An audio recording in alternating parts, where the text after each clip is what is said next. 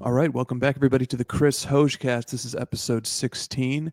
It's been about 3 weeks since the last episode, and I've been itching to get this episode out. Had a very eventful national, as expected, and today's show is going to do nothing but discuss it, in particular, my experience at the national. And I want to issue a disclaimer here at the beginning. I think it goes without saying, but I find it worth repeating anyway, that the thoughts that will be shared here, the opinions, the points of view, they are mine, and I don't intend them to represent the average experience at the show. I don't intend them to approximate the general opinion of the show. If you sort of polled the average participants, I think people probably had very, very different experiences than me. I've probably listened to upwards of about 10 different national recaps from a variety of different types of hobby participants. And everybody, there were some overlaps for sure in the experiences, but also everybody had very different experiences. So I'm aware of that. I don't mean to I'm not trying to generalize the national experience from my personal experience, especially because, as you'll see as I discuss further, my experience is rather unusual. But yeah, so today is all about the national, and today's episode is going to be broken into two segments. Segment one is going to be just about the day-to-day of the show experience, and then segment two is going to be about all the moves that I made as a collector, and there were quite a few. So stay tuned for segment two. It's pretty exciting, or at least it's exciting to me. All right. But let's do segment one first. Let's talk about the show experience, and acknowledging that, so I'm recording this on Saturday, August 9th. So the show's been over for about 6 days. And the pattern of traffic at the show was interesting, unusual. And I ran this by a few people about sort of like how did the show feel to everybody who was there, in terms of what were the busy times, what were the quieter, more laid back times, and at this show, I think Friday was the peak of the show. I think Friday actually was so congested that it turned away people from coming on Saturday. Now I don't have any numbers to back that up. I don't know if actually the admission numbers match that. It's totally possible that Saturday had a higher admission than Friday, and that just my perspective of it is skewed. But I noticed that Friday we were packed into that convention center, and it's a big convention center, but it was really difficult to walk around. I found myself actually retreating back to the card letter booth for most of Friday, and just avoiding having to try and maneuver that crowd. And I think the crowd was so big. I think the lines were so big. I think the delay in entry was so onerous that I think people actually decided, we'll just hang back. We're going to skip Saturday. At least I think some portion of the local people decided that, if either they heard how busy it was, how congested it was on Friday. I had somebody local who was thinking about coming up on Saturday, and I just said, look, I mean, I would love for you to come up to the show, but just be advised that you might be waiting in line. If you show up right right when the show opens, you might be waiting in line for a while to purchase your ticket to get in. And there are crowds and lines everywhere. It's very congested, and they decided to hang back on Saturday rather than come in. So I think it's such a popular and big event that Friday actually had the unintended consequence of being so well attended, so densely attended, that I think it actually calmed the traffic flow on Saturday a little bit. Just my hypothesis there. And then Sunday was the busiest Sunday. Sunday was the busiest final day of any card show I can remember, national or otherwise. Almost always the last day of a multi-day card show is a ghost town. Dealers are packing up and leaving, and dealers did pack up and leave again too. At least a few did. There were certainly empty booths galore, and people sort of invading and setting up makeshift booths. That the amount of people who just who would love to have a booth, it's so high. Those table spaces are at such a premium, and you can see that play out at trade night when the makeshift booths are erected. So, but anyway, Sunday was from a attendance point of view, it was by far the most attended final day of a show. It was on par with maybe even Thursday or Wednesday, certainly.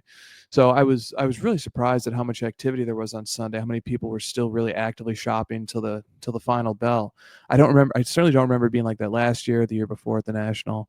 Really made an impression on me that Sunday was quite busy. So I think maybe some of the Saturday traffic that normally would have peaked on Saturday, and obviously, traffic would tend to peak on Saturday. That's the weekend. That's the day that most people are going to have off, as opposed to Friday, where most people are probably still working. But I think Friday was the peak. I think Saturday was still very well attended, but it was calmer. And then I think Sunday was actually had some of the spillover from Saturday. People who were sitting on the sidelines didn't come down on Saturday and decided to come out on Sunday. Maybe that's it, or maybe it's just there was such a good vibe. People were so active. There was so much to see. There's so much to do that people really needed all 5 days this year to do it, and they maximized Sunday too. I saw deals going down to the wire on Sunday in a way that I'd never quite seen it before.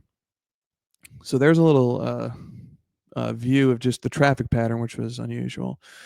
Now you'll see that I have on my screen here a picture of this wildfire, this haze that you can sort of that creates a silhouette of downtown Chicago. I took this picture from my hotel room on maybe Thursday or Friday or something like that. On the first day, I guess on Tuesday, the wildfire haze hadn't really come down yet. I was able to get clearer images of the city, but then I was able to snap this really pretty picture of the city because of the haze that the wildfires were casting over Chicago, and that haze remained in place. In fact, on several days, I wasn't even able to see the skyline from my hotel room. This is sort of the intermediate position. And I just wonder, maybe there's a metaphor there of some kind that this haze descended over Chicago while we were there. Not sure what that metaphor would be, though. I'm definitely a bit serene after having had 6 days to process the show, to listen to other content and stuff like that. I think I would be a little bit more amped up if I had done this a few days after, but I really like the perspective that the distance is given. So let me move on to the next point I want to make about the show experience. So here I've got this cool picture that Josh sort of nudged us to take. The picture, for the podcast listeners, shows myself on the left, Christina going left to right, then Josh, and then Nick. And we're standing in front of one of the walls of the card letter booth. And it's so cool to see the four of us together. There aren't many pictures of the four of us together. We're not big picture takers. We're collectors of pictures of athletes on 2.5 by 3.5 inch pieces of cardboard, but we're not huge on taking pictures of ourselves. But I'm really glad we took this one. It's a nice one. And one of the significant parts of this picture is that we had the soft launch of Card Ladder involving all four of us as co-founders on June 23rd, 6/23 of the year 2020. And so we recently celebrated 5 years of being in business. And this picture here represents the four of us with half a decade of working together. So I think Josh might have shared this picture, or comments were incoming about there's two Hojes. There's Stiff, my brother Nick, aka Stiff Arm Wax, and myself, and we definitely could pass for twins.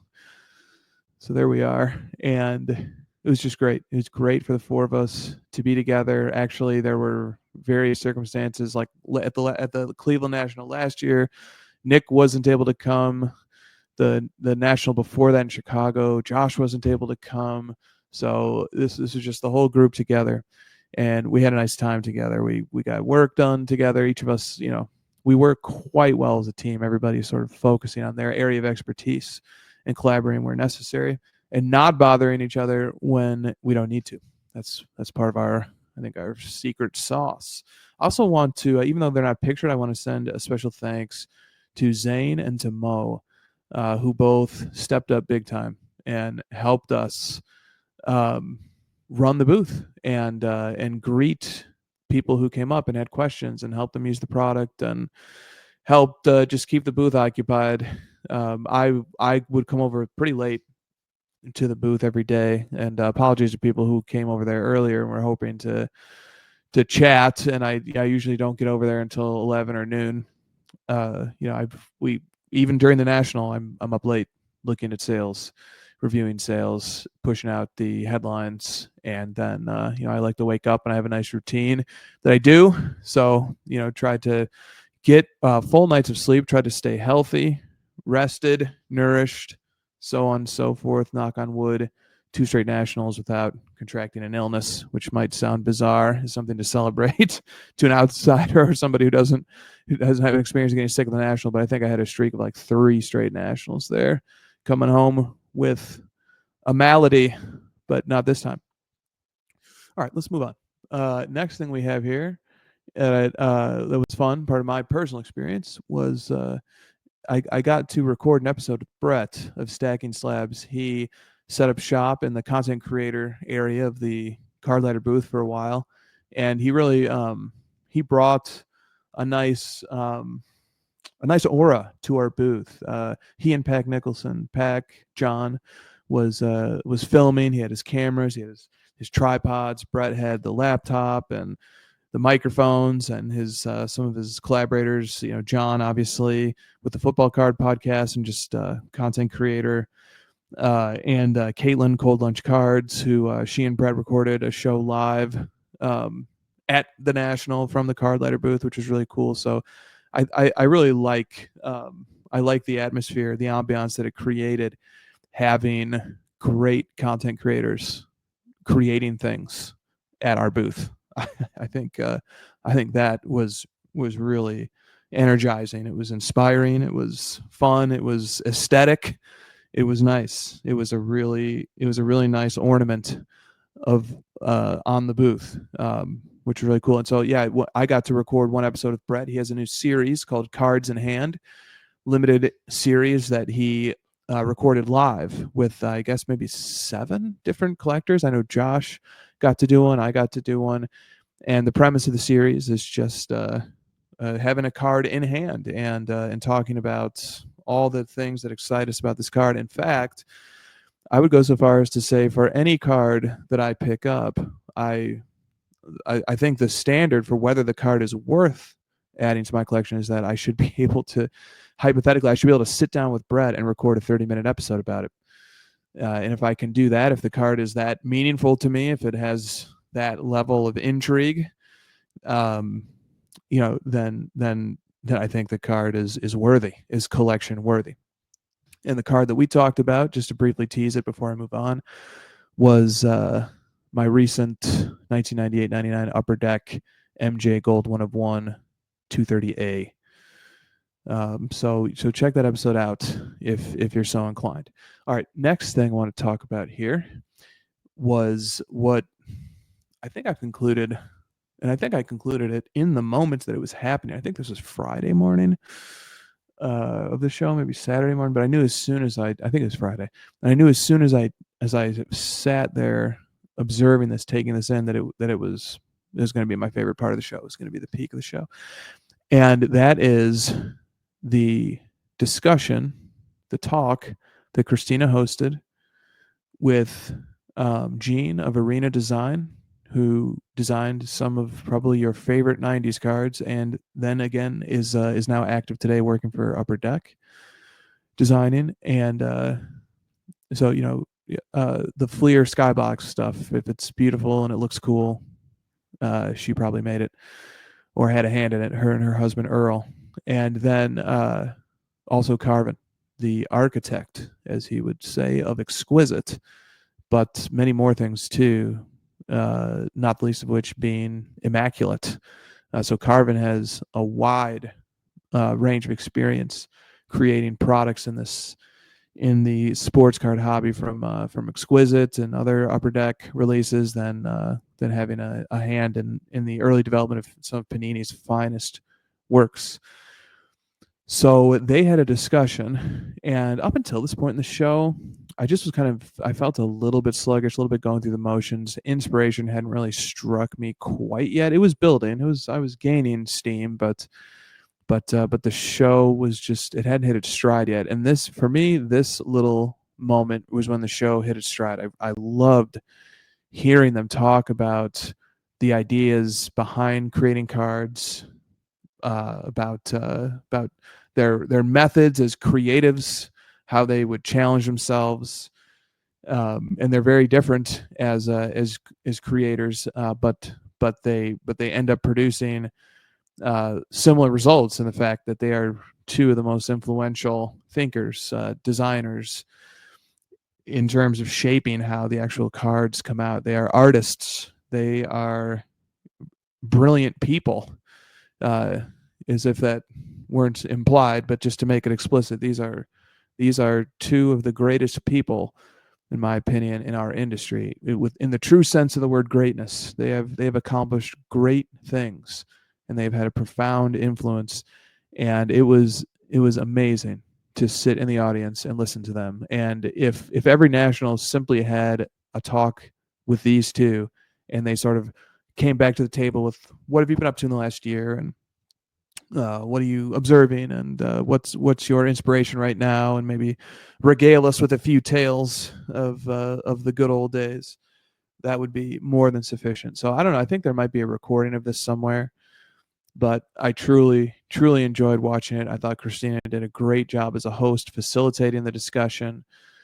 She's just got the right balance of interest in card design and sort of the intersection of cards and art, and the intersection of cards and commerce, and sort of the Venn diagram where commerce, art, and cards all overlap. And these are two terrific people to talk about it with. And actually, as a collector, the amount of energy that I get infused with listening to our foremost creatives discuss their work, discuss their ambitions, their ideas, tell stories. It's I don't know. For me personally, I could listen. You can just hook that up directly via IV to my veins, and it would just keep me energized. I don't know. I take such inspiration from that. Really enjoyed that main stage thing that they did, the Mike Burkus main stage. All right, let's go on to my next point here. And thank you to Kevin Jackson of Collect and the article written by Ben Burrows and Darren Ravel for supplying me with this image from the National. So I've got this little.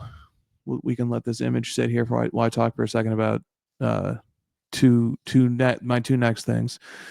One is I was actually surprisingly disappointed that my hotel did not have trade nights, and it surely would have, hadn't they been outlawed. And I gained a new appreciation for the utter convenience of there being a trade night in the lobby at my hotel, because there's no line to get in, right? I mean, it's just in the lobby. It's just there. It's first come first serve. Occupy space if you can find some. Crowds swell. You never know who you might bump into. People pour into the outside. They flow in and out of the restaurant. It's a really nice scene, but it's chaotic. It's hectic. I totally understand why the hotel wouldn't want it. And I also understand why the National might cooperate with the hotels to say, hey, let's redirect this traffic back to the convention center. But just the minor inconvenience of it being, I don't know, quarter to half a mile away, to having to sort of return to the formal site of the show, it really, for me, it just sort of it saps it saps something special out of it. It takes away the spontaneity of it, the sort of and it's so bright and official at the main place. I don't want to take away the official trade nights at all. I think they're great. I think people love them. Obviously, the lines to get in are always wrapping around walls, but I really also like the less formal, the unofficial trade nights. I like, sort of wading through, sort of stepping over a pile of slabs that's haphazardly scattered across the hallway. That's that's sitting in between me and the elevator up to my room. And just and at the somebody might come up and say, hey, you might like this card, and I go look at it, and it's that experience was missed. I wish it returned. I don't think it will ever return, but that was a bummer. I missed the trade nights that I had clearly been taking for granted at the hotel, and now they've cleaned that up. And that's too bad. That's too bad. I like the vibe of the spontaneously arising trade night. And then another thing I wanted to observe, this now going back into the show itself, picture, if you will, me or you or whatever, somebody walking the show floor, looking at many display cases, which I did have the opportunity to do several times throughout the show. And just sort of, the wow factor of the cards on display was pretty low. And I don't know what that means. It might simply mean that I've become so well acquainted with so many of the hobby participants over the last few years and their social media, and or maybe they increase their social media posting such that I've seen these cards. I've seen them on their Instagram stories and their pages and so on and so forth. And I think that might be a factor that I'm not seeing anything for the first time. I know, or I follow, or I'm acquainted with many of the prominent dealers in the areas that I collect. Like I'll give an example. One of the display cases that absolutely had uh, tremendous cards was Grant Slayton, Waldorf Stories. One of the cards that he had on display was the 1999-2000 Ultimate Victory Kobe 1/1. And that is a 1/1/1, and that is the first year of Ultimate Victory.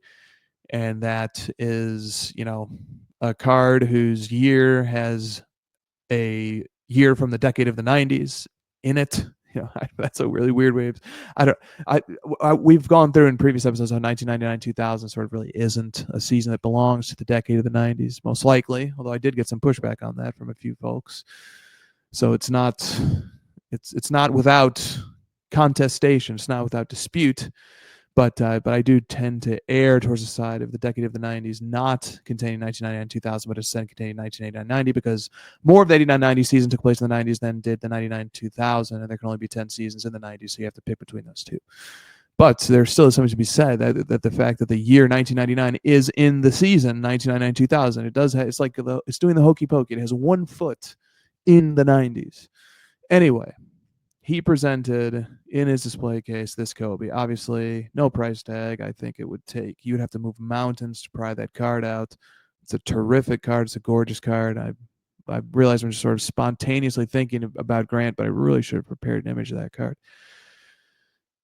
Anyway, that is a card that would knock my socks off if I saw it for the first time at the show, but I didn't see it for the first time at the show. I'd seen it on his Instagram. The surprise element had already been exhausted, and still seeing the card in hand was tremendous, but the surprise, the shock and awe had dissipated because I'd already seen it. So maybe that's part of the factor. I also think, maybe my taste has changed a little bit, and the cars that once would have wowed me no longer do. I also think it's a byproduct of which dealers elect to set up. So I think possibly that Kobe was obviously an amazing card. One of the other great cards that I saw at the show was the 2015.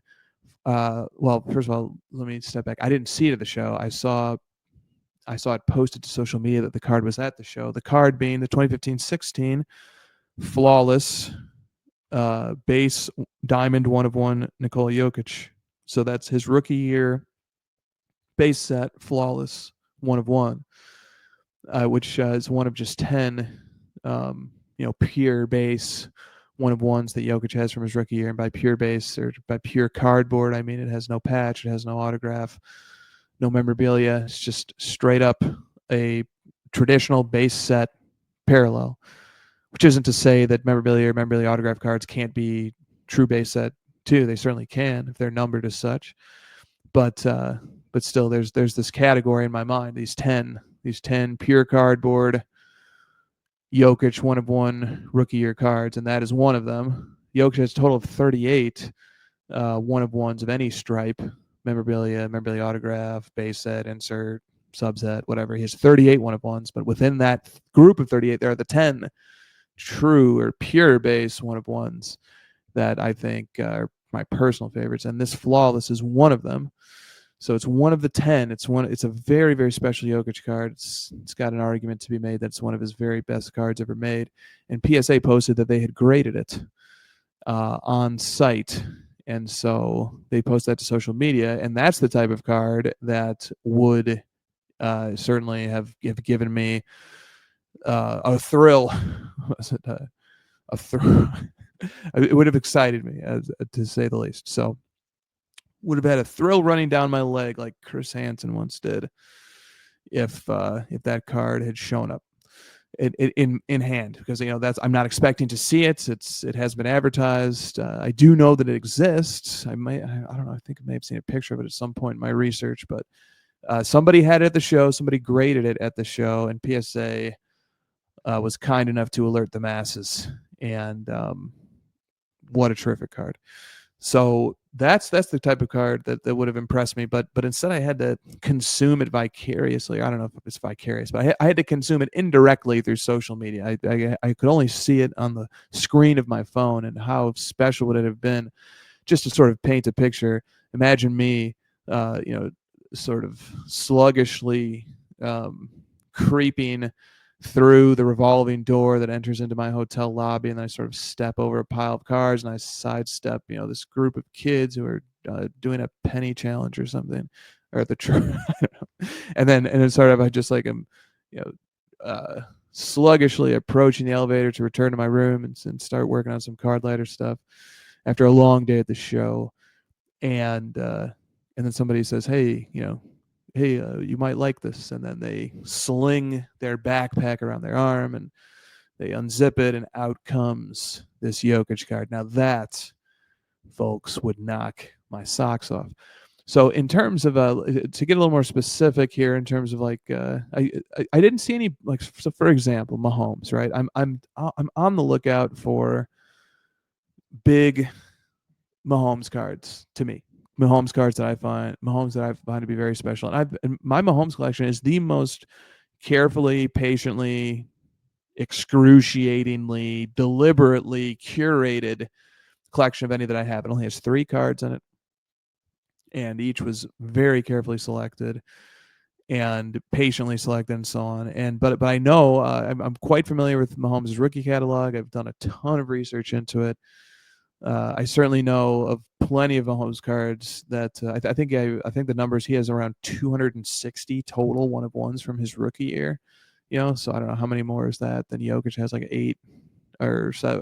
I don't know. I said, well, Jokic had 38, maybe 6 to 7 times as many as Jokic has. So there's more out there. But I just really didn't see any. I didn't see any of those Mahomes rookie year 1 of 1s. And those are cards that I'm aggressively pursuing, but it must be the right one. Didn't see any of those there. So the Mahomes are not with the dealers, or if the dealers have them, they weren't putting them out or didn't bring them. Same thing goes for Luka. I did see Coleman cards. The great Coleman cards had his Luka Prism Gold on display, but I knew that he had that, and it's it's a fantastic card. Obviously, a Luka Prism Gold is very close to the mountaintop of the best Luka cards, and Kelvin had his black gold, also from rookie year Prism, on display. But I know both those guys very well, and we all collect Luka together. So I was aware of those, but outside of that, I didn't really see any monster Luka cards either. So, and obviously, didn't see very many big Jokic cards. I saw one of the cooler Jokic cards I actually saw in a display case was his 2015-16 product preferred brand silhouette. That brand was, or that card type was absorbed into preferred for that year. Preferred is a very cool product, like a high-end Chronicles, if you will. And so his silhouette patch autograph jersey number was sitting in a booth. That's a really cool card, 15 of 99. He also has a 25 of that, but no 1-of-1s. And that was neat. It was a cool card to see. But and then as far as Michael Jordan goes, Justin 610 Sports Cards had a few Michael Jordan 1-of-1s, and I've either acquired I acquired 2 at the show from him, which we'll talk about a little bit later, and then he had one more, and I just sent him an offer for it a few hours ago. So if any Michael Jordan 1-of-1 showed up, I pretty much gobbled it up. The only exception being the 1999-2000 Athlete of the Century 1-of-1s. There were a few of those at the show. Dealers do seem to have taken a liking to those. But that set is just not one that I'm pursuing right now. It's a 90 card commemorative Michael Jordan set. The entire base set is Michael Jordan cards, and they're all sort of themed with a different commemorative or commemorating different moments with a theme or a particular thing that happened during his career, accomplishments, so on and so forth. And I also understand that it can be difficult to separate authentically stamped ones from maybe replacement copies that had an aftermarket stamp added. I understand, or at least I've been told that might be an issue with some of those too. So I've just sort of stayed away from those. But they're cool. They're beautiful. I also don't like facsimile autograph cards, and those have a facsimile signature on them. But just bear in mind that everything I've just said right now it could very well be true, but I suddenly might develop a taste for them after I buy one or something, and all of a sudden I'll have 20 of them. I don't know. So don't I'm just giving my thoughts right now as they exist. But so that honestly, Justin being there to facilitate me picking up a few MJ 1-of-1s was really a turning point, a critical part of my show experience. Definitely didn't see any big Brock Purdy cards in display cases. It's another guy, PC. Nothing Le'Veon Bell, nothing Christian McCaffrey. I mean, I guess a few people had some pretty cool Christian McCaffreys, but like the McCaffrey that I'm desperately looking for is his 2017 Select Field Level Black 1-of-1. I have the other 2 levels. I just need that level. And the card does exist. It's last was seen at BGS 9.5, but it was not the show, or at least didn't find me, and I didn't find it. So yeah, I mean, the wow factor was a little bit low, honestly. But there could be reasons. It could literally have nothing to do with the dealers, and it could be me. Could be me having seen. And anyway, I've gone through all that. All right, let me go to another point here. This will allow me to bring up another picture. All right, so Josh and I were walking the show Wednesday, maybe, or Thursday or something, early, right? Because we get in early to set up the booth, and then we sort of walk around a little bit. And lo and behold, I spot Bill Simmons walking around in sort of this memorabilia area. And I just said, hey, Bill, what's up, man? Nice to meet you. Shoved out my hand, and he sort of reluctantly shook it and then returned to his business, which is understandable. I mean, was it really necessary for me to bother the guy? No. But Josh and I had a good laugh, just sort of at how abruptly Bill pivoted away from us. He must have sensed on some level that Josh and I are hot and cold fans of Bill's content. I mean, we're fans, but sometimes we like to reply to it, let's say. All right. Outside of seeing Bill, what's another thought that I had? Let me bring back this picture. Some other thoughts. This is a weirdly introspective one. I'll just touch it and then move on. I just sort of plopped it in there, but the visual of it, the idea of it's in my head, and I want to talk about it very briefly. Our cohort, like when you're in high school, you have a class that you graduate with, or you're in college, same thing, or you have all, and then like you start working at a company somewhere or something, and you have this cohort. And we have a sort of hobby cohort, like those of us who all sort of, have been around since, I don't know, anywhere from 2016 to 2021. or maybe 2018 to 2021, sort of like a lot of us started kind of going to shows, making content, getting active on social media. Like there's a cohort that belongs to that era of like those of us who sort of first started showing up and doing stuff and getting to know each other and everything. And man, that was, if you go back to 2018, for example, that was the year the House of Jordan's podcast started. That was 7 years ago. Or even you go back to 2021, the Chicago National, that was 4 years ago. And I look around at my contemporaries, my members of this so-called cohort, and some of us have some gray hairs that we didn't have 4 years ago. Some of us, are thinning up top, myself obviously included. And look, man, I mean, in 2018, I suppose I must have been about 32, early 30s, and then now I recently turned 39. So time has passed and a lot has happened, and man, the time has gone very quickly. And that was just a brief moment of introspection for me to say, man, these years flew by. We've created this product in the space. I've done so much thinking and developing as a collector, and I've just poured many, many hours of my life into this silly recreational pursuit. And all the sports that I've watched and the thinking that I've done about sports and the analyzing and the contributions that we've made, or the role that we occupy, or whatever the service we provide as a business, Nick, Josh, Christina, myself, and then our research branch, Joel and Kyle too, who help us also. And I just sort of reflect on that and think to myself, what these 7 years, or however many, depending upon which year of the cohort you came in. But I find that start of the House Jordan's podcast to be an interesting milestone. How do I make the next 7 years even better, even more productive, or whatever it is that I want to do, what I want to accomplish? Like, I sort of find myself having the problem of enjoying my time so much that it just slips away.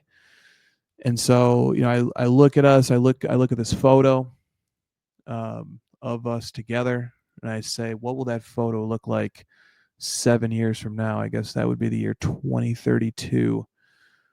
I mean, man, 7 years is an eternity.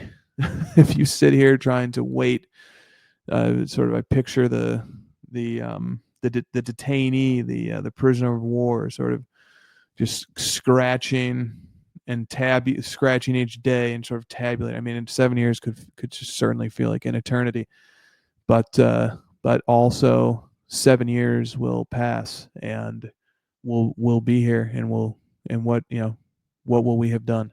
What will we have accomplished? What will we have said, thought, experienced, contributed, so on and so forth? 7 years, just so many different things can come to pass over that time span. I'll tell you this: 7 years ago, I certainly did not see anything like this in our future. 7 years ago, I was about halfway through in the first third of law school. Certainly anticipating that at the age of 39 here in 2025, I'd be hunched over in a dark room in a skyscraper in downtown Los Angeles on the 13th floor, pulling case law for a partner and sort of trying to work my way up and get to stand up in court and blab a few things. And that nothing even close to that came to pass. So this is the point where I also inject AI and how important it is and how transformative I think it's going to be. And man, I'm actually, as melancholy of a topic as it is to think about 7 years elapsing, I would, if you put a button in front of me and said, you can push this button, you lose the next 7 years, but you get to be there immediately. It's a tempting button, not because I want to just skip the next 7 years. I'm quite the opposite. I want to really stretch them out as long as possible and enjoy working with these people and so on and so forth. But man, I can't wait to see the state of technology, how it'll impact society, how it'll impact daily life. This is, in terms of science and technology, this is artificial intelligence as a discipline, as a field, as a product, as a philosophy, as something that's changing the architecture of the world. This is such an exciting moment. I didn't feel that way a year ago. I didn't feel that way 2 years ago. Anyway, I I was springing the topic of AI on many people throughout the show, and just sort of getting their thoughts on it. I had a really interesting conversation with 1956 Tops guy Matthew about it, and he does really interesting work that's adjacent to it.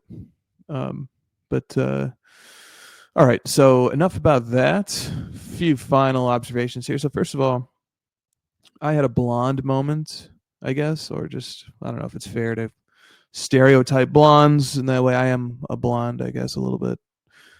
But whatever. I had a moment of absent-mindedness, or just obliviousness, where I said to Josh at one point. So I'll set the stage here.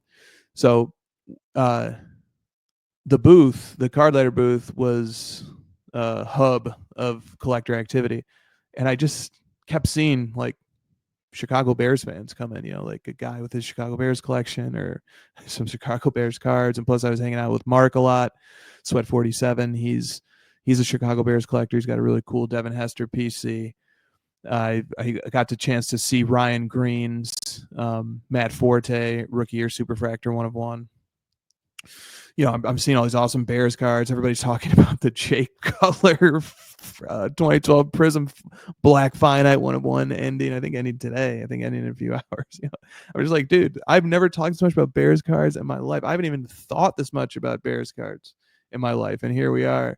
Bears cards are a regular topic of conversation. I sort of mentioned that to Josh, and Josh is like, "Yeah, dude, we're in Chicago." Duh. So and then I think about how that will impact next year's national, which is also in Chicago, the one after that, which is also in Chicago, and then the one after that, which it was announced, is in Detroit, and how the local backdrop will definitely impact which cards you see, which cards we get to see that walk up to the card letter booth. And then I had another funny Chicago Bears collecting adventure experience thing. So it was Pac Nicholson was sitting there, I was sitting there, a few other Bears collectors were sitting there, and all of a sudden the topic turns to Ben Johnson, the new head coach of the Bears, Caleb Williams, Roma Dunze, and we're getting fired up about the Bears this year. And there's another guy who's just sitting at the tables, just sort of listening. And then finally he's just like, yeah, he's like, you guys are the off-season champs, aren't you? We were just like, oh man, this, like, first of all, like, thanks for just completely killing our buzz, but also thanks for killing our buzz, because this is the trap that the Bears fan will perennially fall into, is the off-season hype machine. And I think he was like a Vikings fan or something, so he probably took a little pleasure in squashing our enthusiasm like it was an ant on the ground, and he had this perfectly flat-footed shoe that just rolled right over us and squished us into dust. But we also probably needed it. All right, so let me get to my final 2 points here on my experience. So my overall experience. So here's sort of what the daily experience was like. Most of us are hanging out behind the booth at any given time. Christina was anchored to the booth, and she does such a nice job with that. Josh and I try to be anchored to the booth. Josh is better about it than me. Josh is also Josh helps so many customers of Card Letter all the time, digitally. And he's so efficient with it. Like, I'll sit there and analyze the problem and spend an hour helping one customer, because I'm not efficient at all. And Josh will have helped 25 people in that hour because he's very efficient. So they did amazing jobs of sort of helping people, and I tried to help where I could, take in feedback where I could, just interface with the customer, if you will, which I do enjoy doing quite a bit. And so many people have so many kind words to say too, which makes it more pleasant.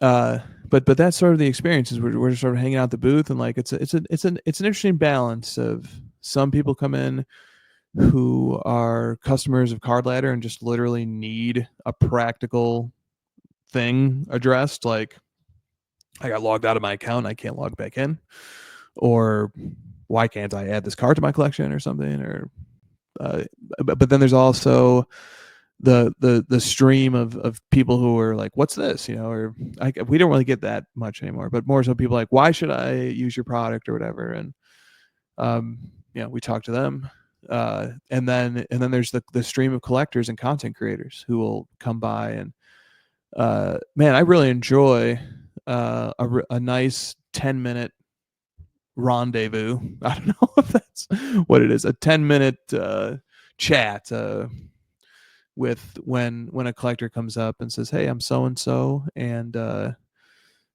here's what I collect, and I'll love to ask, what do you have with you, what's in your backpack there, whatever, what'd you bring with, and look at some cards and sort of hear the stories about the cards, or hear their opinions and their philosophies on why those cards matter. And that's a really cool part of the show. Or a content creator can come over and sort of give their perspective on the show. Content creators, they are often processing, analyzing, thinking, and I love to just say, how's the show been for you so far? And they sort of have, you can just give them that one question, and they could fill the air for minutes and minutes and minutes, just sort of because they're so observant, because they are here to analyze and to process everything that they're seeing. So that's sort of the daily, the minute by minute, hour by hour experience of the show. Is just getting to meet so many people and talking to them, and some people are meeting and then regrouping with, or seeing again, catching up with people who stop by the booth, and I love all of it. I really enjoy it. So that's fun. And then the other part of the show experience is going out. So it's like our booth was up against sort of a back wall. It was in a quieter, calmer area. Certainly, there was never a time when it was just like masses and hordes, like certainly the upstairs area experienced. And so being located where we were, it was also cooler. It was better airflow over there. So it was calm over there, but then you retreat back to that area, and then you build up the energy to go out among the masses, and that happened a few times. Just walking the show floor and seeing things and making deals and stuff. So that part's coming up next, segment 2 of this episode. All right, so let me get to this final part here. My final thoughts on the show experience, which I'm going to zag a bit here. Or I don't know if it's a zag, but it's a reply to the idea that dominates every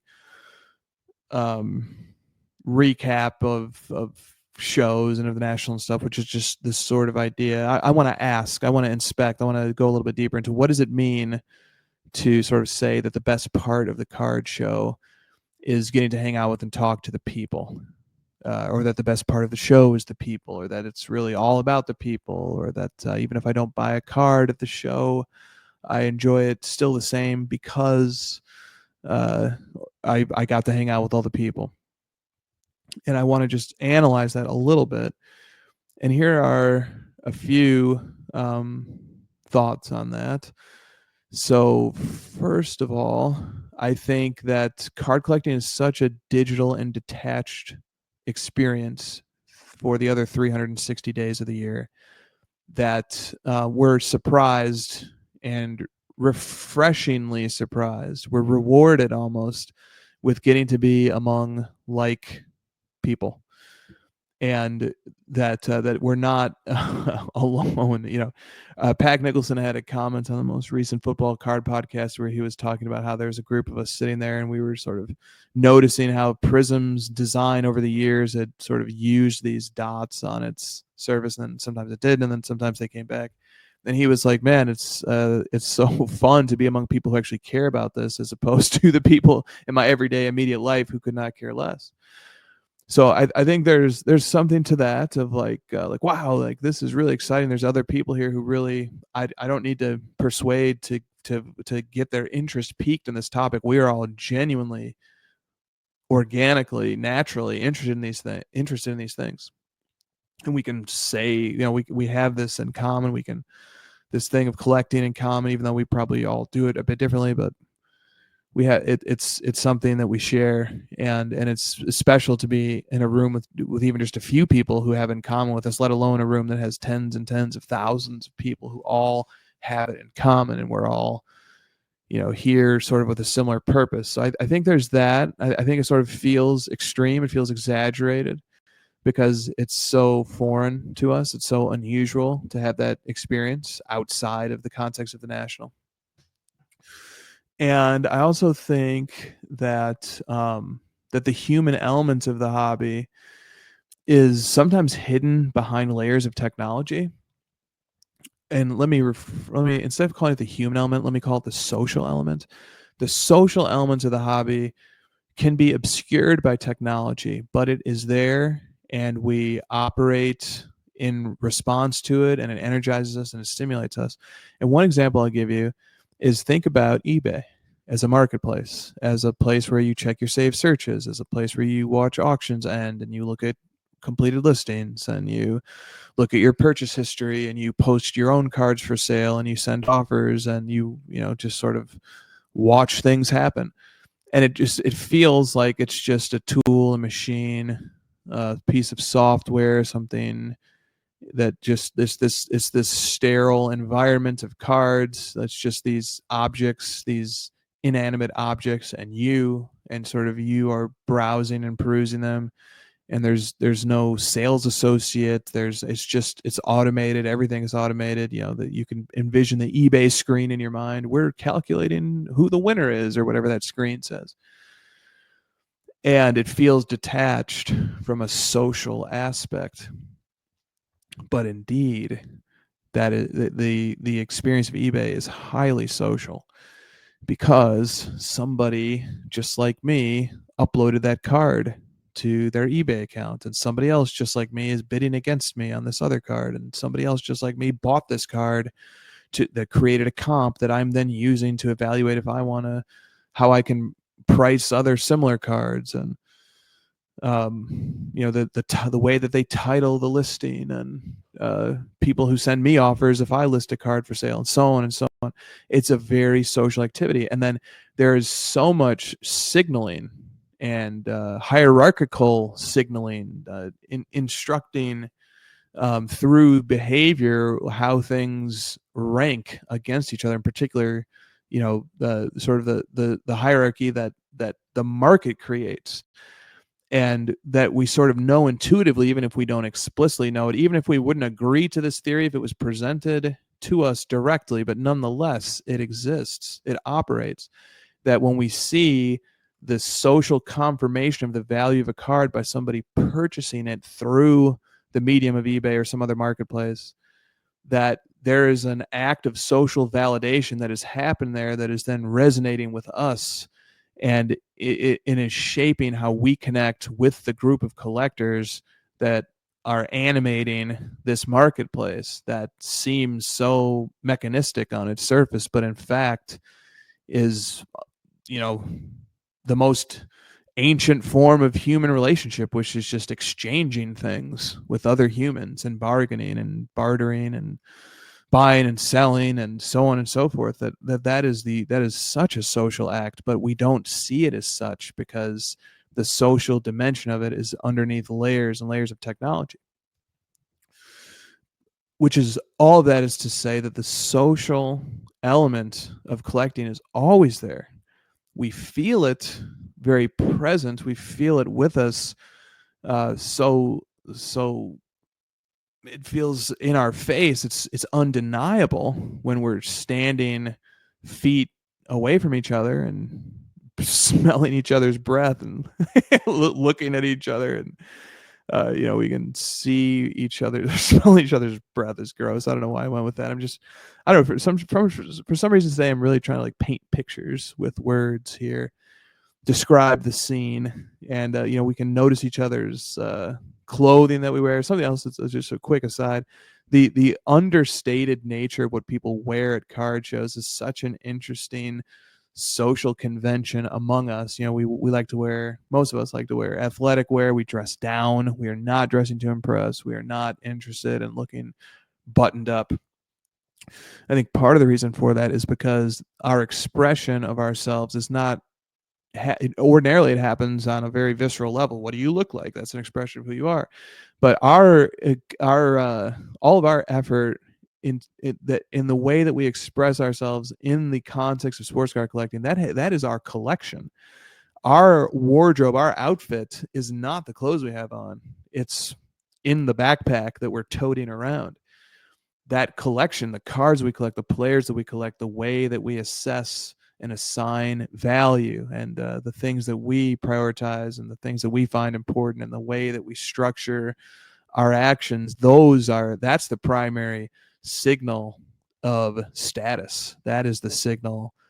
That is the explanation of that is the expression of who we are.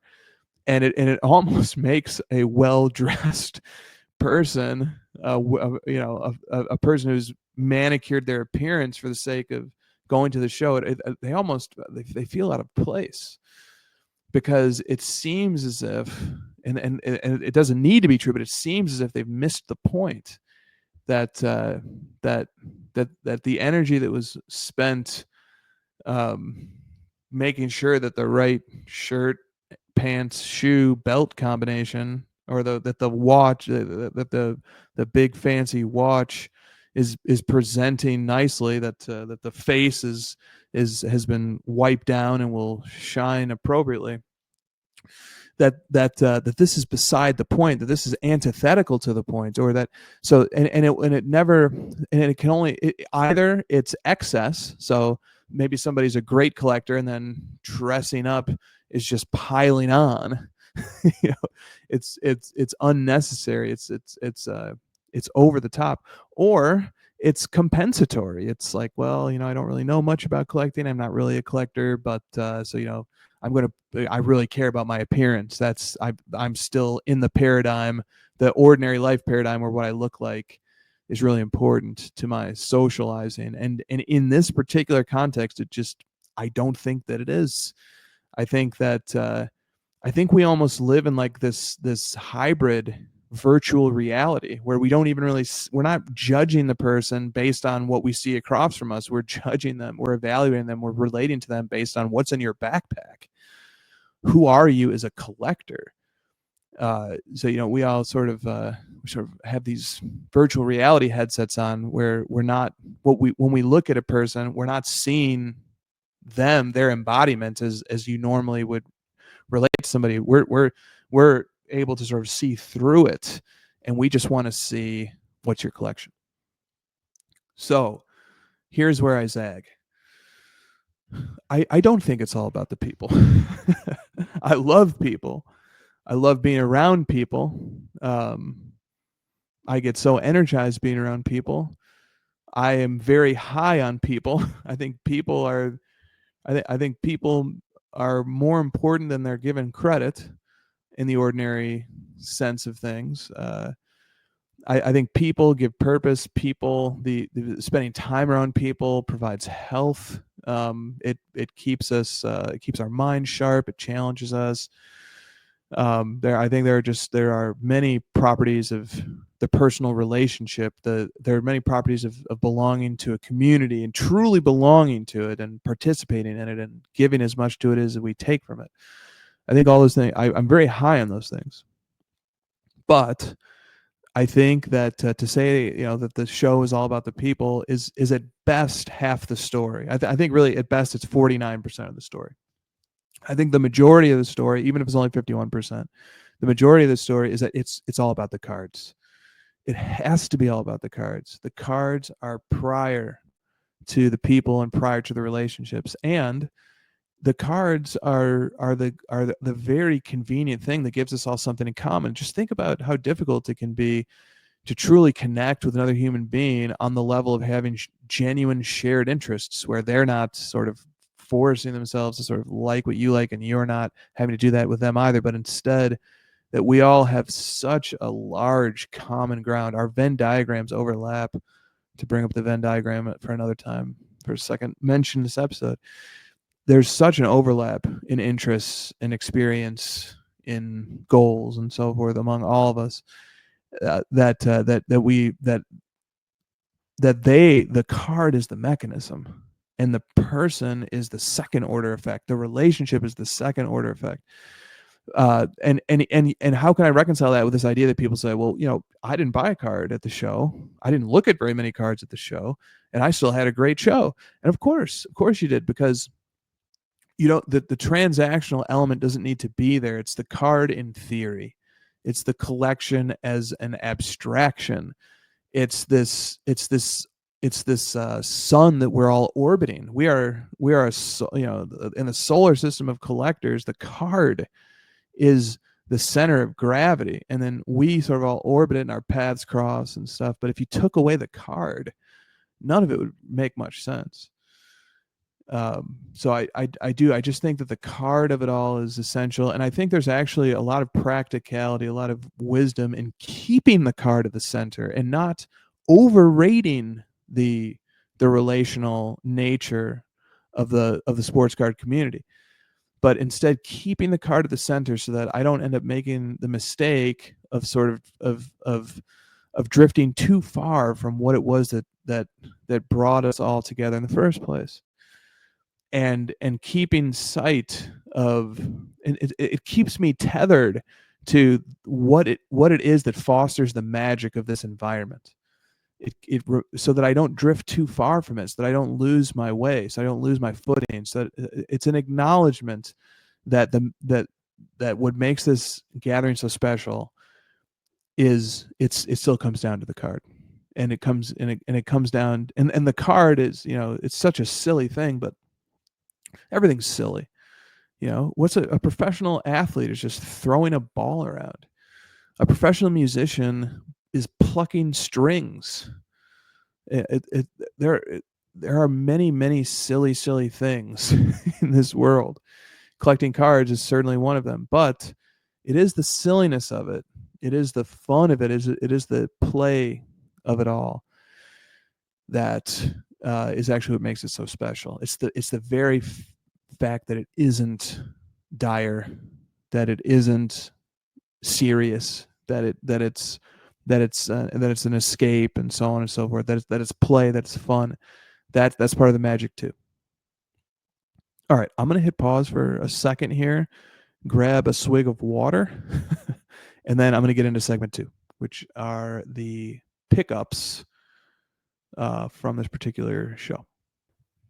All right, resuming here, coming up with segment 2, which is all my collector activity at the show, my pickups, my grades, so on and so forth.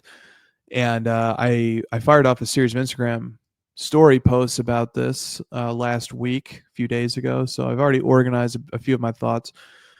The one thing that's missing from these thoughts or these posts are my Brock Purdy pickups, which I'll do last. So this is going to be everything that I picked up except for the Brock Purdy cards, and we'll do the Purdy cards. Unfortunately, didn't have an opportunity, as I sort of alluded to earlier, to grab any Mahomes stuff, any Le'Veon Bell stuff, any Luka stuff. Those are also players I collect, but I had some really nice opportunities to pick up some Michael Jordan stuff, some Jokic stuff, and some Purdy stuff, and even a McCaffrey, which I believe is the card that comes up first. So here we go, 2025 pickups and grades. So we already talked about this card in the McCaffrey episode, but it graded a PSA 8. It's a 2024 Prism Black Finite 1/1 McCaffrey, and it completes, as was talked about on that episode, the full run of McCaffrey Prism Black Finite. So got it graded at the show, graded an 8. It is what it is. Let's go to the next card here. Okay, so now I have a little bit of a better story here. So first, let me show everything, and then I'll tell the story behind it. So I'm going to show 2, then ultimately 3 cards. So right here, I have the 2016 Totally Certified Hollow Blue base set 1 of 1 Nikola Jokic. Very beautiful card. It is the second year of totally certified cards that feature Jokic, and it is the only 1 of 1. And then here we have 2017 totally certified. So this is the third year totally certified Jokic. Also the hollow blue 1 of 1. This particular design actually didn't get the etching that the 2016 got, which is too bad because that etching looks really nice. But I think it is a nice photo. I do like the fact that they moved the 1 of 1 to the front. I do like the fact that they condensed the totally certified branding to just the TC logo. But anyway, it would have been even nicer with the etched hollow foil, which just gives a shine unlike anything else. There's certainly something about the etched hollow foil that is just fantastic. But alas, the third year doesn't have it. And so you can see, if you really zoom in, I wrote here, the third of 3 years of totally certified hollow blue 1 of 1 Jokic. So there are only 3 years.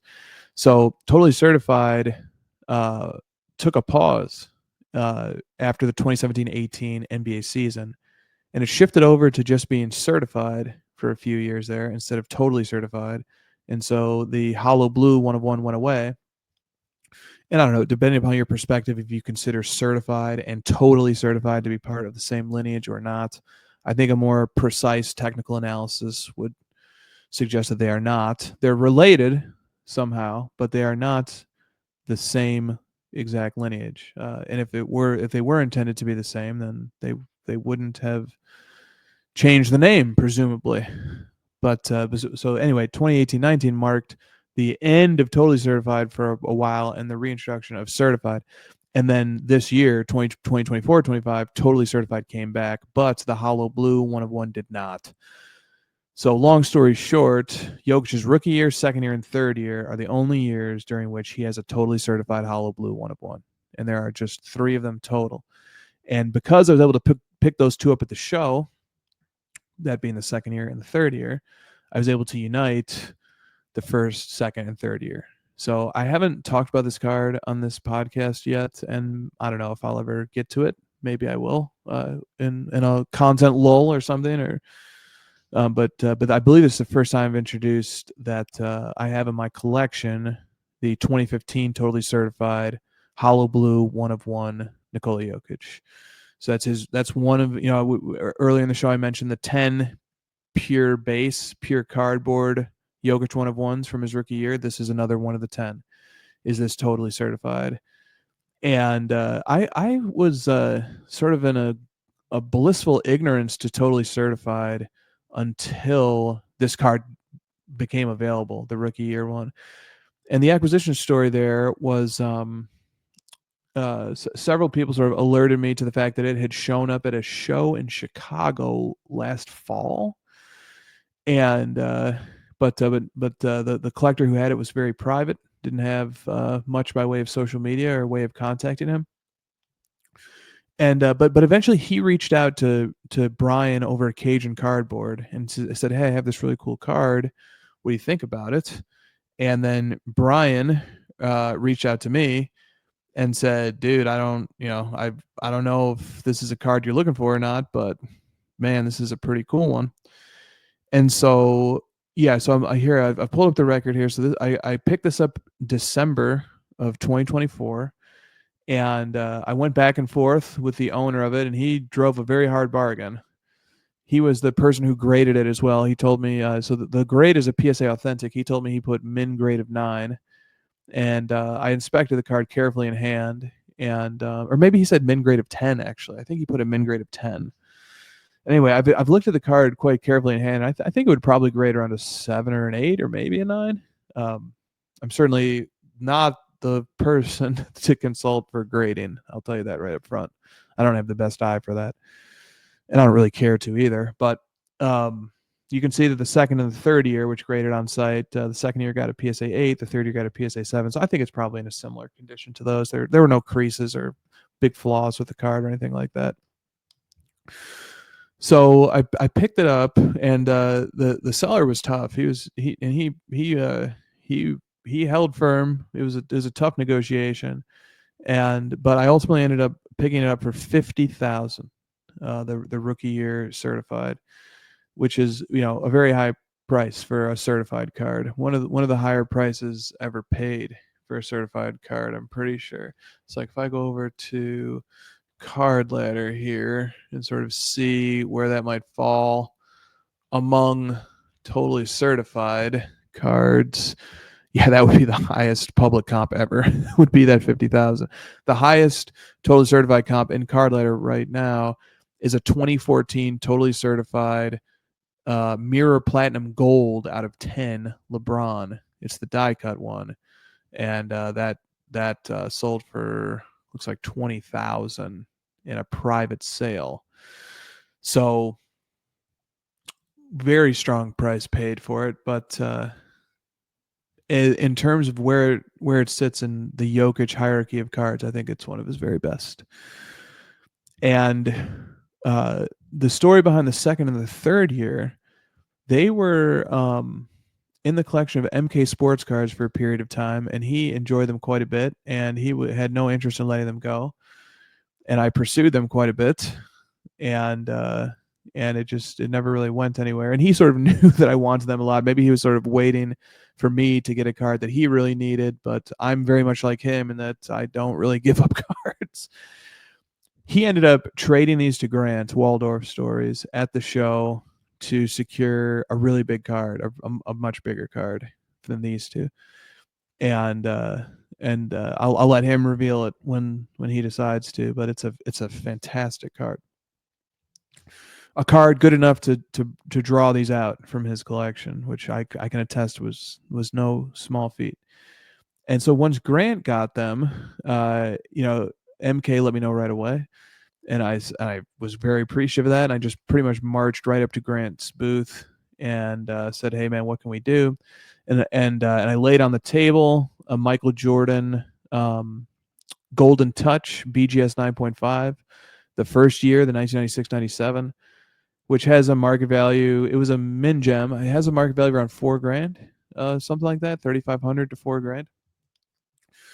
And I had actually acquired that Jordan insert in a trade with Coleman Cards, where I consolidated a bunch of like $50 slabs that I had accumulated, just from boxes Christina and I opened, and I sent it to get graded. And this gets a PSA 10. It's like a $60 base card or whatever.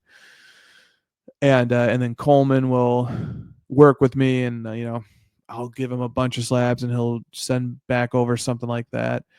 And so the trade value on that card at the time was around $2,300. I think that's what Coleman and I had settled on when we did that deal. And then since Jordan inserts, especially one like that, have ballooned in price quite a bit, and that one even almost doubling. And so I sort of put that on the table, and we went back and forth a little bit, added, the deal was a little more complicated than just a straight across, because I had a card that he wanted. Basically he did the deal by also buying another card from me. But anyway, that sort of lubricated the deal.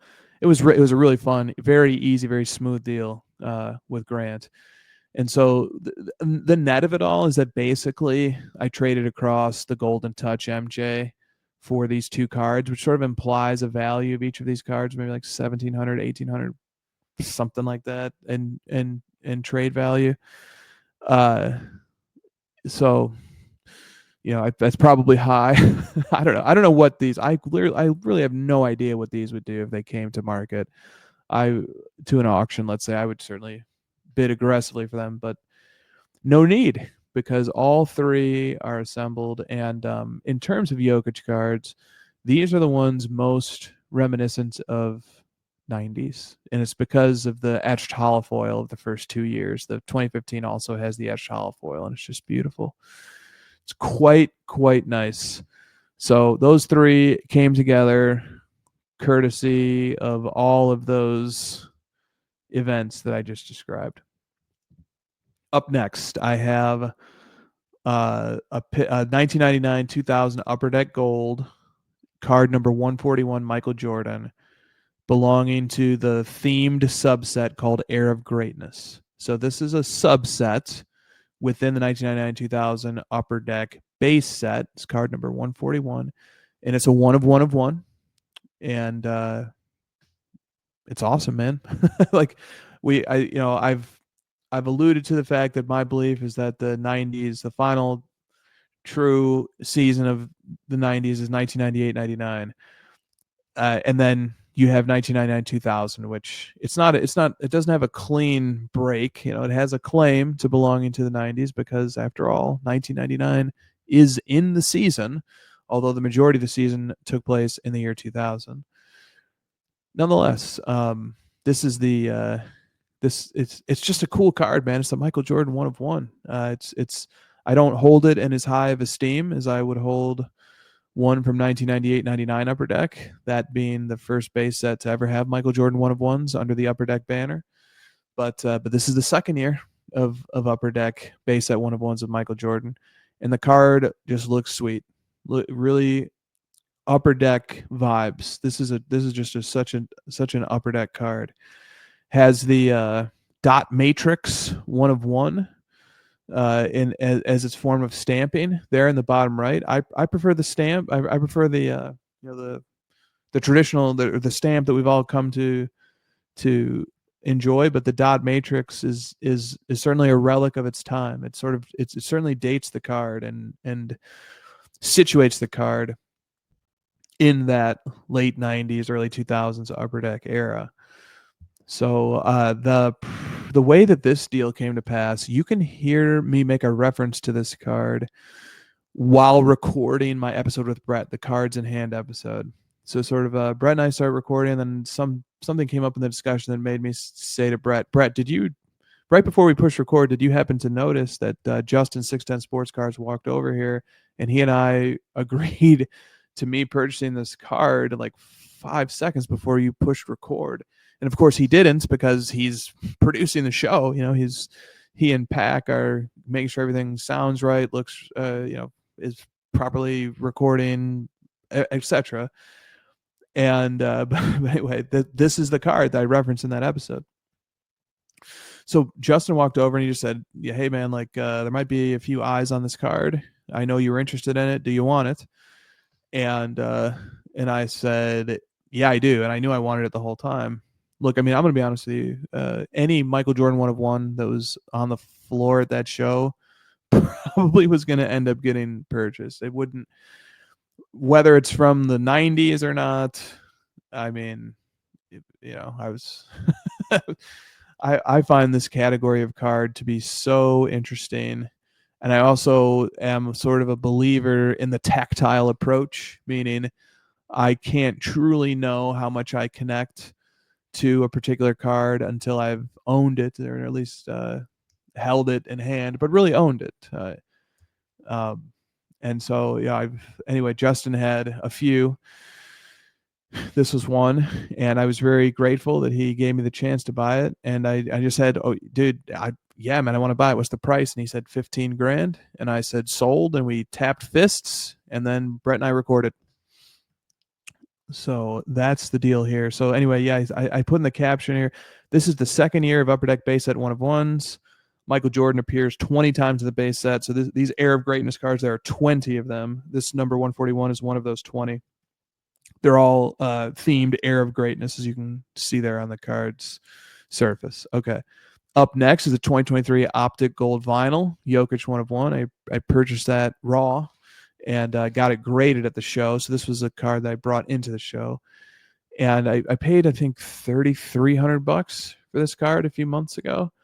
And it's 1 of 9 Optic base set gold vinyl 1 of 1 Jokic's. I have 2 of the 9. So here I have, you can see the 2021-22 Optic gold vinyl Jokic. I bought that years ago, maybe 2 or 3 years ago, for I think $2,300 on eBay. Bought that. So I have 2 of Jokic's 9 Optic gold vinyl 1 of 1s, and it's striking how infrequently a base set Optic gold vinyl 1 of 1 for basketball will show up. I would certainly vacuum up every single Jokic in the price range I paid for these. All right, up next, we have the 2022 Prism Black 1 of 1 and the 2024 Prism Black Jokic 1 of 1.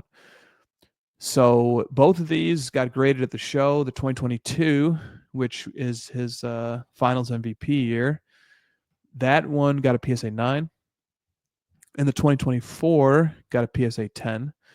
And in the caption, I indicated each of these is one of 10 Prism base set black one of one Nikola Jokic cards. So he has 10 total. I paid around 33 grand for this 2022 Prism Black. It was sitting on Card Hobby at like 28.8 thousand. And with the help of Mark from Fund Your Cards, we were able to secure this card and bring it back. But there's fees and so on and so forth associated with an endeavor like that. So all in, I ended up being around 32 or 33 grand for that card, something in that range. And then this one, this card was brought to me by Kramer, Card Collector 291, and he was gracious enough to offer it to me after plucking it from a break that occurred in China. And this one I paid 27.5K for, so about 60K for the two of those all in. The 2022 being maybe a bit more special, being that it's his first and only so far Finals MVP season. Not sure if others care too much about that, but I think it's a pretty cool aspect of the card. And then I love the way 2024 looks. Pretty much any Jokic Prism Black 1/1, any of the 10, you will have me at your mercy. And the only limiting factor will be how much of my bank account remains. So there they are, and those are two of four. So what I'm showing on the screen now is I have 4 of Jokic's 10 Prism base set black 1/1s. I have the rookie year, which I don't think we've discussed on this channel yet. I have the 2019. Also, I don't think we've gotten to talk about that yet. I'm not going to go into depth on those here. And I have the 2022 and the 2024. So there'll probably be a future episode where I talk about the Prism Black Jokic stuff. And but anyway, 4 of the 10 right there. I know where 3 more are. They're in China, and you know how zealously I pursue cards like this, and they are just in a vice grip. They are not being. They will not. I can't prime out. Up next, we have the. Okay, so we have a very special run here. So, rather than I'll just sort of quickly flash a picture of each of the cards one by one for the viewing audience on YouTube, and then I'm going to pause here on a picture of all 4, and I'll describe it for all audiences podcast as well. So the cards being displayed here are the 2023-24 Select Black Finite 1/1s. These are the first cards ever, the first Black Finite 1/1s ever to appear in a basketball product. Now, some of the Mosaic products have a very similar aesthetic, but those are either called, Mosaic 1/1s, Black Mosaic 1/1s. The effect is referred to as a mosaic effect, and that goes back at least as far as 2013 Prism, which had a Black Mosaic 1/1, which has a very similar effect. But these are the first Black Finite 1/1s, so-called. So as a football collector who loves the Prism Black Finite, and as a basketball collector, I always had envy of the Black Finite, because I think it just, to sort of use the way Josh has phrased it before, the Black Finite just looks more like a 1/1. It's more distinct. It's layered in shininess. The pattern used, the finish used, it just really signals something extra. Not to take away anything from the matte black 1/1, the plain black 1/1. Those are very beautiful too. Some people like those better, but I've always found the Black Finite to be a little flashier, a little nicer, and we never had it in basketball until 2023-24 Select introduced the Black Finite 1/1 parallel. And once that happened, so for a little bit of backstory, I've completed 2 other full runs of Jokic True Black 1/1s from Select. I have completed the the 2021-2022, the Concourse Premier Level and Courtside Black 1 of 1. Those were the 3 levels. And I've completed the 2022-23, the championship year Jokic Select Black 1 of 1 run. I've got all 3 levels, Concourse Premier and Courtside of that one too. For this year of Select, they introduced a 4th level, the mezzanine level, and I really wanted to complete this run. Not only because I think completing Select Black 1 of 1 runs is one of the more difficult things to do in this era. The only other person I have ever seen do it is Bob Emtrack, and he has 3 different complete runs of LeBron Select True Black 1 of 1s. And then I have 3 as well now, thanks to the completion of these Select Black Finites. So we have the Concourse Black Finite, the Premier Level, the Courtside, and the Mezzanine. And that rounds out Jokic's, all 4 of Jokic's appearances in the base set. Real quick acquisition story stuff. I had the Courtside for a while. I actually graded that at last year's National, I want to say. I paid around $3,000 for that. Got a PSA 7. Not exactly the grade you hope for, and that grade is especially painful once you see the grades that the others got. So snagged that one June 18th of 2024. Now, and so I had that one by itself for a while, and then some of the other ones started finally like making their way to me. So the next one I got was the die cut, pretty sure. So I got the die cut on March 1st of this year, the Premier Level, and it was from a diehard Nuggets and Jokic collector who a fellow Jokic collector sort of referred me to him.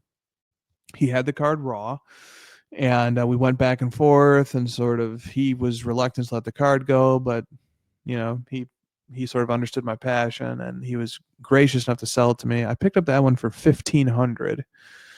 The next one that I picked up was the Mezzanine very recently. June 21st, I picked that up. That showed up on eBay with like $1,000. It showed up like as an auction with $1,000 bin option, and it was from a very low feedback account, so it almost seemed a little strange. But I didn't even see it on eBay. Brad of Stacking Slabs actually sent it over, and he said, "Hey, check this out." And so I smash bin, because what's the worst that can happen? I'll get a refund in a few weeks if things turn out to be fishy, and that's thanks to the authentication program sitting in between me and the seller, making sure everything goes smoothly. And everything did go smoothly. So I grabbed that, and then the final one that I grabbed was the Concourse, and this one was a real headache. So the Concourse had shown up on eBay with a listing price of $60,000 OBO like last year, and I mean that's just, you know, so like I think I've reviewed the price. So I paid for all the others. So I paid $3,000 for the Courtside, $1,500 for the die cut, and roughly $1,000 for the Mezzanine. I don't remember exactly what it was. Remember, my notes include my taxes and fees and stuff, so I try to remember like what the final list price was. I think it was around $1,000. So basically $1,500, $1,000, and $3,000. And this guy was asking $60,000 OBO. His card, his price, and it's a very special one because it's Jokic's first Black Finite ever. So that's what's special about Concourse, is it's the first. So very special card. Also great. The owner graded it a PSA 10. And so it disappeared from eBay after a while. And then Jake, formerly of Bleecker Trading, the sports card shop in New York, he said, "Hey man, I don't know if you're interested in this card or not, but the owner of it actually hit it in a break or something, or he opened a box at our shop, and then we helped him grade it, and he has it. And look, he's tough. He wants a really high price, but I know that you like these type of cards, so just in case, here's his contact." So I kept in contact with this guy. I'd follow up on this card every 3 months, every 6 months, and then just when I was like on the verge of giving up, because the highest I would offer is $5,000. That's the most that's ever been paid for a Jokic Select Black 1 of 1 from a base set, not rookie year. and it's the highest select black 1 of 1 base set on the public record. Certainly his rookie's worth a lot more than that, but that's the most has ever been paid, and this is obviously far from a rookie. So I could get up to as high as $5,000, but I would show him comps, and I would just say, look, man, this is as high as it gets. This card is not worth more than $5,000, dude. And but he was strong. He said, fine, I'll keep it. But eventually, I think he sort of sensed that I was losing faith that I would be able to get this card. I was losing hope. I most recently, showed interest a few weeks ago, and he sort of finally came back and he said, look, man, he said, if you can get to the $7,000 to $8,000 range, I'll sell it to you. And so, I mean, obviously that's an overpay. I think anyway, that the card isn't worth that, but I said, okay, I can get there. What's the price? What do we need to do here? He said, let's just do 7,500. I said, all right, I'll do it, man. So we did the deal. I sent him 7,500 for this card. And for some context, the LeBron PSA 10 sold for 13,000. I mean, these select black finance sell for more than the typical select black. But still, Jokic prices are not half of LeBron, not even close. So, that's I had to overpay to get this one, but it was the final piece I needed. I ended up securing it July 23rd, 2025. I ended up purchasing it, and it allowed the 4 to come together. So the way that these all ended up was the concourse was already graded a PSA 10, and I had graded the court side of PSA 7 last national. I brought the die cut premier level and the mezzanine. I brought those to the national this year, and they both graded PSA 10s. So as you can see on the picture here, there 3 of them are PSA 10s and 1 is a PSA 7. And there is the full run. And so I guess like the average price and that I paid per one of these ends up being about $3,100, which isn't terrible. Or maybe it is terrible. What do I know? But I had to do it. I had to make the sacrifice, the opportunity cost of being able to get other cards. That's what happens when you make an overpay like that. But it's very it's certainly, the collector side of me is pretty pleased with putting together those. Up next, we have the 2015 Excalibur black 1 of 1 Jokic. I actually talked about that on the most recent HOJ-Cast, episode 15, so I'm not going to go into all the depths of this card. I don't know that I think I forgot to reference what the cost of the card was, though. And the price I paid for this card, as I just triple check my $10,000. I paid $10,000 for this card on January 12th, 2025. And I'm very, very high on this card. So this is the third card to be discussed in this episode of the 10, pure cardboard base rookie year Jokic 1 of 1s. This is a third of the 10. So we've talked about the flawless, we've talked about the totally certified, and now here's the Excalibur. I think any card belonging to that group of 10 will become an object of my pursuit, my vigorous pursuit. And anyway, I won't dwell on it for too much, because if you want to hear more about it, you can listen to the end of episode 15 is where it gets discussed. It graded a PSA 8 at the show. All right, up next is a different deal that I did with Justin 610. This one had a trade value, a partial cash, partial trade value of $20,000. And the card is the 1999-2000 Upper Deck. So once again, this is the second card from that product, except this one does not belong to the base set. The earlier one was a subset within the base set. This is an insert set that is numbered separate from the base set. This insert set is called a Higher Power. It's a 12-card insert set. Each of the cards features Michael Jordan in a different pose and with different information about Jordan. They are die cut. They have a beautiful refracting finish. They have a dot matrix 1 of 1 on the front, and they have this really interesting, unusual, like platinum looking Upper Deck logo. Usually the Upper Deck logo is this like solid gold, but in this case they made it platinum. Very pretty card.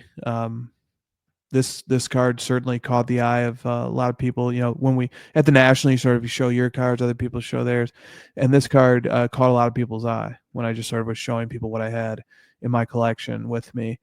And so anyway, it's graded a BGS 9.5. I think there's only 2 of the 12 MJ 1/1s have graded gem, and really quite pleased with this card. So I said it was partial cash, partial trade. The way that worked out was I sent over a 1996 Flair Showcase Row 2 PSA 8, which we valued for the purpose of trade at 10.5K. And that card is of some crossover infamy because it was during a show a few years ago where it was sitting on eBay, and we were sort of talking about it, and Christina sort of started getting worried that somebody else was going to go buy it, and so she went and bought it on eBay. She hit purchase on the card on eBay, and then we bought it. We had it for a few years. Very cool card, but this card I wanted a bit more, so I sent that card over at a value of 10.5K, and I sent over 9,500 cash to get to the trade value of 20K for this card. So there it is. Certainly would love to add a few more of these to my collection. Spinatron has one of them. I believe he has the other gem copy, and then Stanley has. I think Stanley might have 2 of these. So neither of those guys will be selling to me anytime soon. So we'll have to try and find others. All right, and then now here we're on the home stretch here. So also at the show, and here I guess the cat's out of the bag. Well, let me start with this. So the card that was the object of my episode with Brett, and that was the object of a HOJ-Cast episode a few episodes ago, the 1998 Upper Deck Gold 1/1, number 238, Michael Jordan, MJ's first Upper Deck unthemed 1/1, and his first appearing card in Series 2 of Upper Deck. I don't know. I need to find a way to more succinctly describe this card, so I think I'm just gonna, at least here I tried out just calling it A. Here is A, card A of Michael Jordan from 98 Upper Deck base set. It graded a PSA 5, which I won't even pretend to be upset about it. I don't care, but I am amused just because the grader note indicated there was a front right soft corner, I believe, and maybe it indicated that another corner was soft too.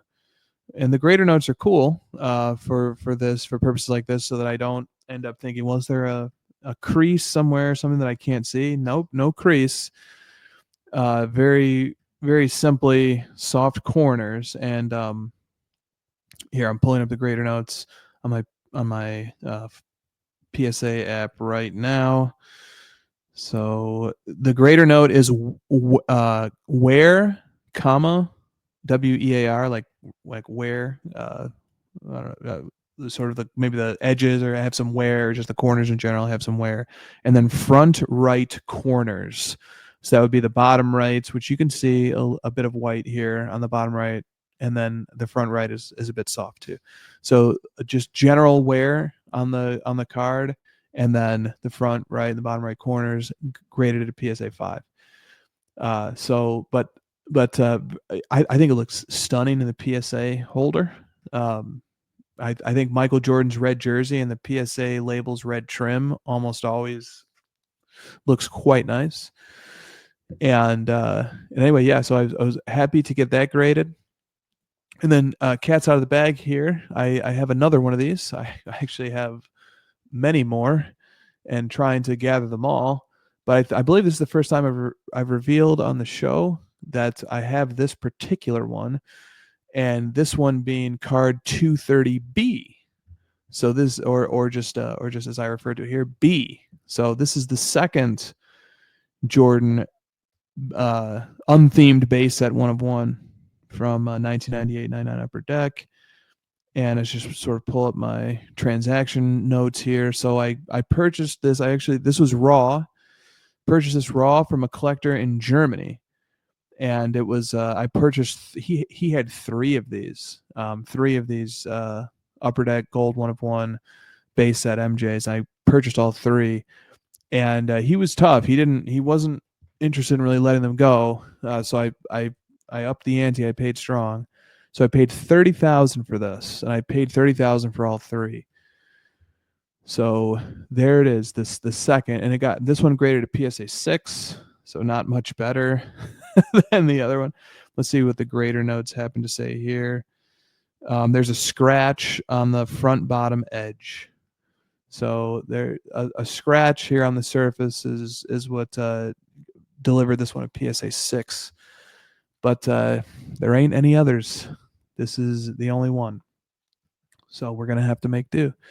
But anyway, PSA 6, and if I may borrow from the nomenclature of my friends in vintage and pre-war, I do happen to enjoy the eye appeal of both quite a bit. And so there they are, A and B, from the first year of Upper Deck Base Set 1-of-1s. And that concludes my grading and my transactions at the National for Jokic, McCaffrey, and Jordan. And then here, I'll quickly go over the Purdy's that were picked up and graded.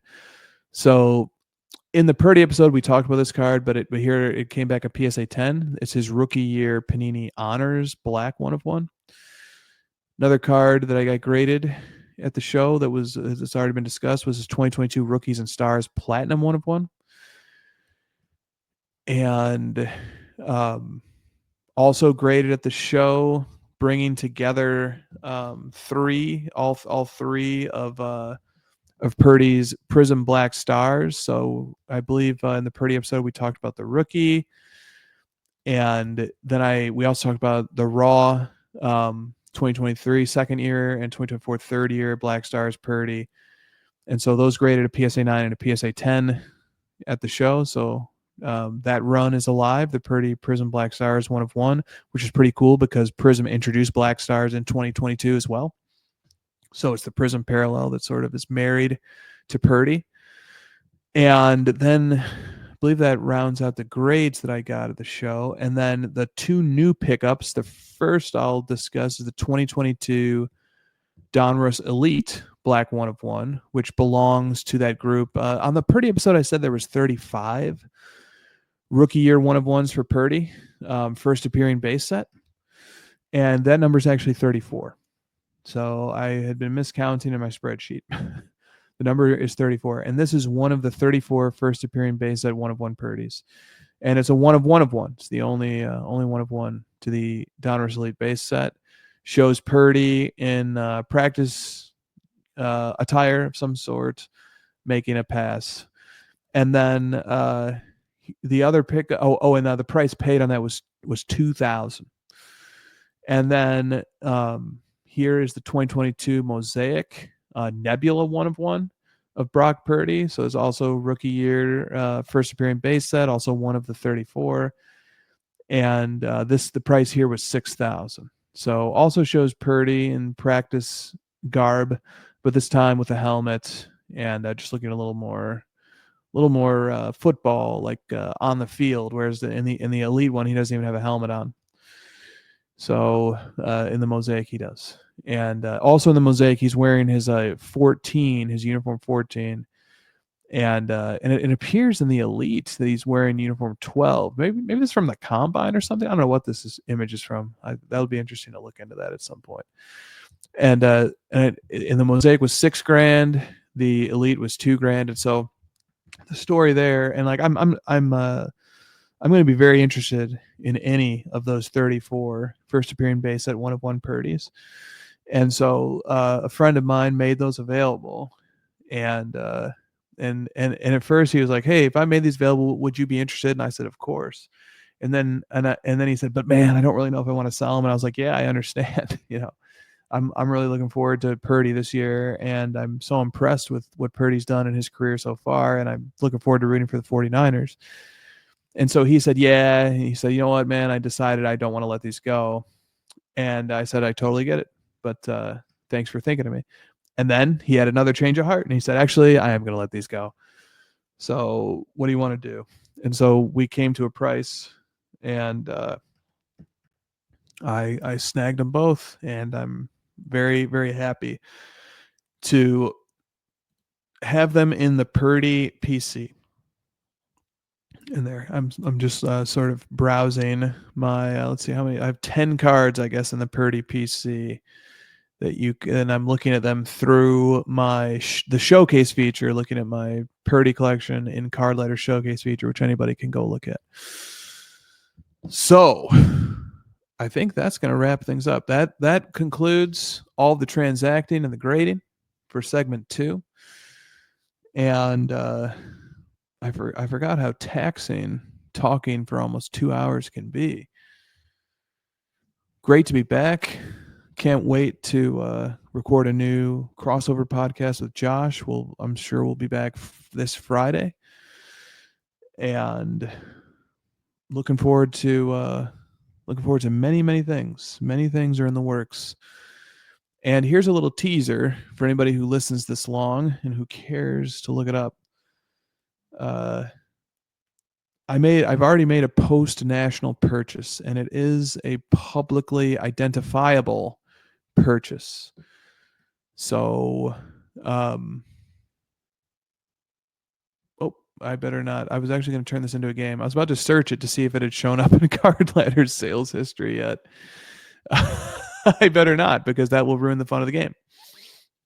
So I won't say anything more except that it should show up as a publicly viewable sale, because I did buy it from a publicly reporting marketplace.